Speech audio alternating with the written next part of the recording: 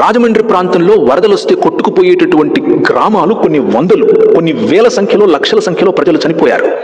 ఆ సమయంలో గుర్రం వేసుకుని తిరిగినటువంటి ఒక సాధారణమైన బ్రిటిష్ జనరల్, ఆ జనరల్ ఆయనకు బాధ్యత ఏమిటి అనంటే, ఈ భూమిని, తెలుగు ప్రజలను ఆయన ప్రేమించి ఆయన అన్నాడు, ఒక క్రైస్తవునిగా నా కాళ్ళ క్రింద ఇంత మంచి నీరు కొట్టుకొని పోవటమే కాకుండా ఇన్ని గ్రామాలను తీసుకెళ్లిపోతూ ఉంటే నేను ఎలా గుండె మీద చేసుకుని నిద్రపోవాలి అని ఆలోచించి పైన బంగాల్ ప్రాంతం నుంచి కింద మెడ్రాస్ వరకు ఆయన గుర్రం మీద తిరిగి పల్లం ఎలా ఉంది, నీళ్లు ఎలా వస్తున్నాయి అన్న స్టడీ చేసిన తర్వాత ధవళేశ్వరం దగ్గర ఒక బ్యారేజ్ కట్టాడు.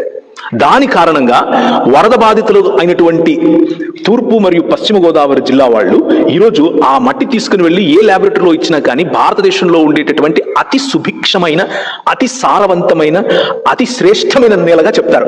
కారణం ఏంటి అంటే, ఒక్క మనిషి చూసిన విజన్.